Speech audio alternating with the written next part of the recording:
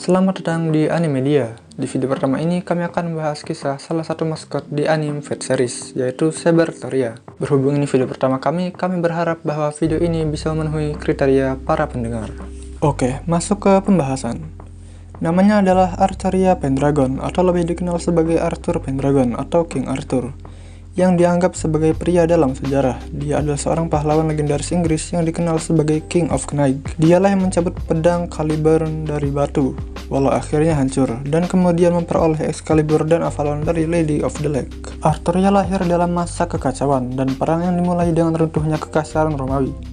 Dalam persiapan untuk perang melawan orang barbar, Roma merampas pulau provinsi Inggris dari pasukan militer yang tersisa di sana. Setelah Britania kehilangan perlindungan kekaisaran, akhirnya menjadi independen, menyebabkannya hancur menjadi negara yang lebih kecil setelahnya. Saat invasi barbar dan perselisihan yang merusak antara klan memulai periode perang panjang yang kemudian akan dikenal sebagai zaman kegelapan. Arthurian lahir pada periode ini sebagai pewaris tahta, putri Raja Inggris Uther Pendragon dan Igraine, istri pelayan Uther, Duke of Cornwall.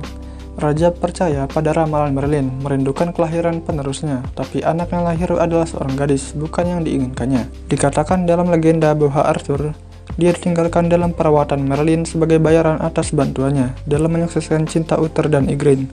Dan Merlin mengatakan, "Saya akan membimbing anak ini dengan baik, yang akan membawa takdir besar dan melindunginya dari krisis keluarga kerajaan." Kenyataan yang sebenarnya adalah bahwa Arthurian bukanlah laki-laki, jadi raja tidak dapat menjadikannya penerus, bahkan meski dia ditakdirkan untuk menjadi seorang raja suatu hari nanti. Sang raja jatuh dalam keputusasaan pada saat itu, tetapi Merlin senang karena jenis kelamin tidak penting bagi seorang calon raja. Dia yakin bahwa fakta gadis itu dipisahkan dari kastil sampai hari pemilihan adalah bukti bahwa dia akan jadi seorang raja. Merlin menempatkan Arthurian dalam perawatan Sir Ector, seorang ksatria tua yang sederhana dan bijaksana, yang membesarkannya sebagai anak angkat dan penerusnya. Meski Ector tidak percaya pada ramalan itu, dia merasakan aura yang sama dari gadis itu seperti yang dia rasakan pada rajanya. Dia merasa bahwa dia harus membesarkannya sebagai seorang ksatria, dan berharap dia tumbuh dengan baik. Arthurian berlatih setiap hari untuk menjadi yang terkuat. Dia bersumpah untuk mengangkat pedangnya dengan alasan bahwa hanya seorang raja yang dapat menyelamatkan negara yang hancur menuju kematian. Meski tak pernah diketahui tentang jati dirinya, selama itu dia dibesarkan bersama Sir Kay sebagai saudara laki-lakinya. Tetapi mereka masih mencintai satu sama lain sebagai saudara setelah dia mengetahui kebenaran hubungan mereka. Dia bertindak sebagai pengawal Kay dan menerima pelatihan darinya. Dia lebih baik daripada Kay dalam ilmu pedang, tetapi dia tidak pernah mengalahkannya dalam pertarungan karena Kay selalu menyatakan dirinya sebagai pemenang.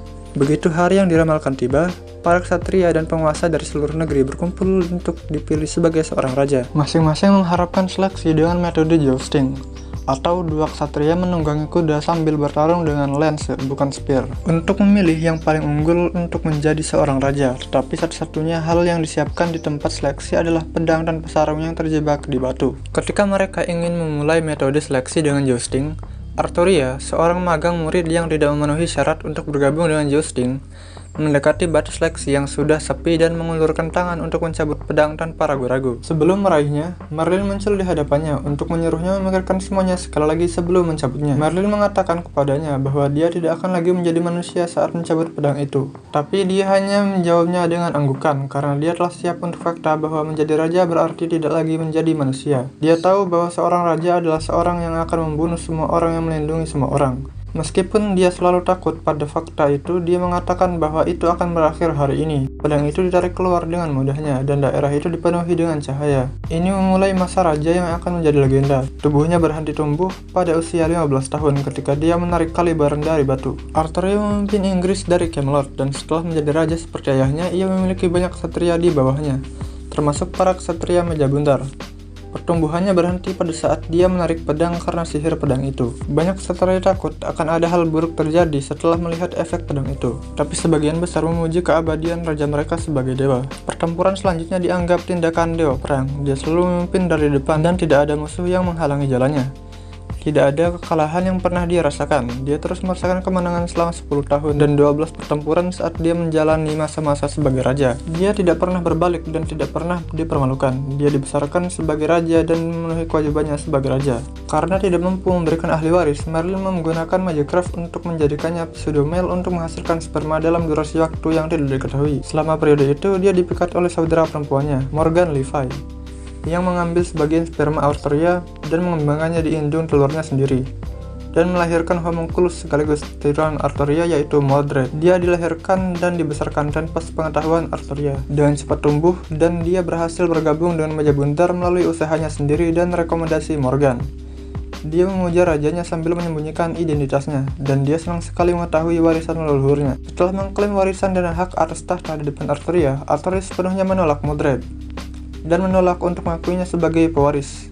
Mordred percaya alasan bahwa dia tidak diterima adalah karena kebencian yang ayahnya berikan kepada Morgan, dan bahwa tidak peduli berapa banyak yang dia berusaha untuk mengalahkan yang lain, dia akan selamanya dilihat sebagai eksistensi yang tercemar. Cinta yang dia miliki untuk raja sampai saat itu sangat besar sehingga penolakannya membuat kebenciannya tersulut. Dia menikahi Guinevere, tetapi itu hanya karena kewajiban politik. Kebenarnya adalah Lancelot, salah satu teman terdekat Arthurian, dan Guinevere saling mencintai, dan karena Arthurian menyembunyikan gendernya, Guinevere harus menanggung beban seluruh hidupnya. Guinevere merasa bersalah atas tindakannya, tetapi merasa lega bahwa Lancelot jatuh cinta padanya.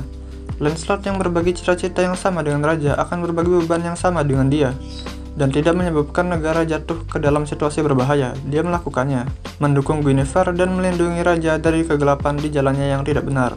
Meski beberapa orang menjadi curiga padanya, hanya ayahnya, Merlin dan Kay yang tahu kebenaran dan identitasnya. Dia benar-benar menutupi tubuhnya dengan baja dan menyegel kebenaran itu di seluruh tubuhnya. Dan karena keabadiannya dari perlindungan para peri, tidak ada yang mempertanyakan tubuh kecilnya atau wajah yang tampak seperti gadis.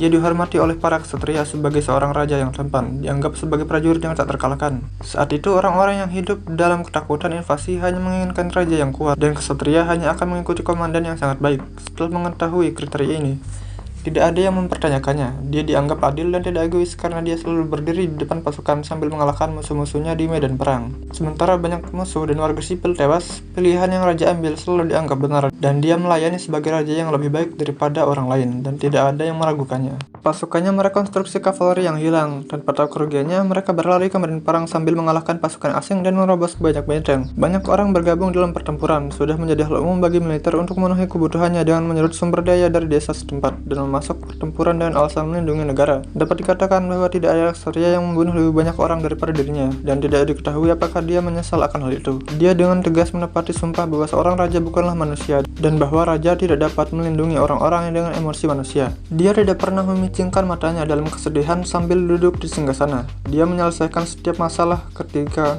bekerja keras dalam urusan pemerintahan. Dia berhasil menyeimbangkan negara tanpa penyimpangan apapun, dan dia menghukum orang tanpa kesalahan satupun.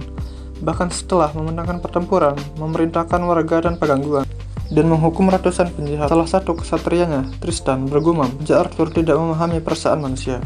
Ada kemungkinan semua orang merasa seperti itu. Semakin sempurna dia menjadi seorang raja, semakin mereka perlu mempertanyakannya sebagai seorang penguasa. Mereka merasa bahwa manusia tanpa emosi tidak bisa memerintah orang lain, yang menyebabkan beberapa ksatria meninggalkan Camelot. Dia hanya menerima ini sebagai hal biasa yang merupakan bagian dari proses pemerintahan. Sejak awal, dia tidak berubah pikiran, bahkan jika dia ditinggalkan, ditakuti, atau dikhianati. Hubungan Lancelot dan Guinevere akhirnya terungkap melalui rencana pengkhianat yang membenci Camelot, menyebabkan mereka menentang. Arthurian yang tidak melihat ini sebagai pengkhianatan karena dia paham pengorbanan Guinevere yang selalu menyembunyikan gendernya. Dia masih bertindak sebagai raja dan Guinevere akan dieksekusi. Lancelot yang tidak tahan ketika dia dihukum datang membawa tragedi di mana tidak ada yang benar dan tidak ada yang salah. Sarung Excalibur atau Avalon dicuri ketika dia menangkis serangan di sepanjang perbatasan negaranya. Ketika dia kembali, dia menemukan Inggris sedang dalam krisis oleh kerusuhan sipil. Terlepas dari usahanya yang berani untuk menentang perbedaan pendapat, dia terluka parah oleh ksatria pengkhianat, yaitu Mordred. Selama pertempuran Camelot, tubuh sekarangnya dikawal ke Pulau Suci oleh Ser Bedivere. Arthurian memerintahkan Bedivere yang sedang berduka untuk membuang Excalibur dengan melemparkannya kembali ke Lady of the Lake. Dia merefleksikan kegagalan pribadinya, menyesali kehidupannya sebagai raja. Sebelum napas terakhirnya, dia memohon pada The World, Sebagai ganti untuk melayani The World sebagai Heroic Spirit, dia minta diberikan kesempatan untuk mencari Holy Grail untuk menyelamatkan negaranya. Heroic Spirit adalah mereka yang telah dihapus dari poros waktu dan ditempatkan di Throne of Heroes. Sementara Saber masih bisa dianggap sebagai makhluk hidup. Pahlawan yang dikenal sebagai King Arthur saat ini tidak dapat diklasifikasikan sebagai Heroic Spirit, jadi dia tidak dapat disebut sebagai Complete Servant.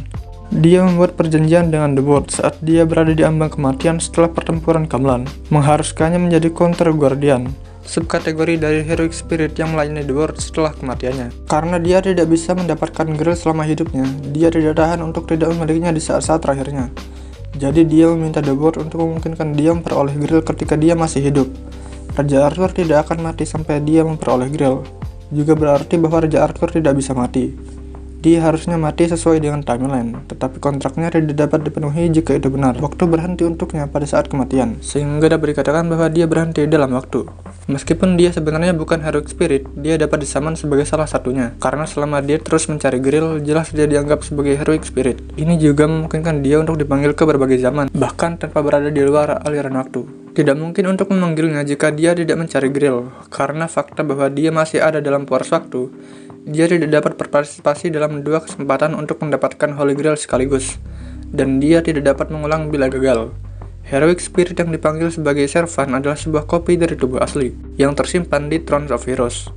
Tetapi dia belum mencapai peringkat itu, karena dasarnya dia belum mati. Hal ini membuat inkarnasinya saat ini menjadi unik di antara para Servant, karena dia disaman dari dalam time axis, daripada dikopi dari luar konsep waktu. Dia melompat ke masa depan atau masa lalu dari saat kematiannya, dan kembali saat itu setelah berhasil atau gagal mendapatkan Grail. Jika dia mendapatkannya, waktunya akan mengalir lagi dan dia akan mati seperti yang tercatat dalam sejarah. Seandainya dia gagal, semua ingatannya dikembalikan ke tubuhnya dan dia dapat melanjutkan pencarian cawan atau membatalkan kontrak jika dia menemukan alasan yang lain. Jika keinginannya dikabulkan, raja lain akan dipilih untuk mengganti posisi Raja Arthur. Meskipun dia tidak ada lagi, dia masih harus bertindak sebagai Heroic Spirit King Arthur, bukan sebagai Counter Guardian. Meski tanpa legenda di belakangnya, dengan sengaja menghancurkan Grail berarti juga menghancurkan kontraknya dan kemampuannya untuk dipanggil sebagai Servant. Setelah menyerah untuk mendapatkan Grail dan mengakhiri kontraknya dengan The World di Root of Fate, dia pergi ke Avalon daripada ditempatkan di Throne of Heroes seperti Heroic Spirit lainnya. Dia juga menghancurkan Grail secara sukarela di UBW, tetapi kontraknya hanya setengah selesai, bukan sepenuhnya rusak. Karena itu adalah Grail yang cacat dan dia masih tidak yakin pada dirinya sendiri. Karena dia mempertimbangkan kembali hidupnya dan menemukan jalannya sendiri. Mungkin dia bisa menjadi Heroic Spirit sendiri. Dan itulah pembahasan mengenai Arthur Pendragon atau King Arthur versi House of Cards yang bisa kami sampaikan. Oke, see you next time.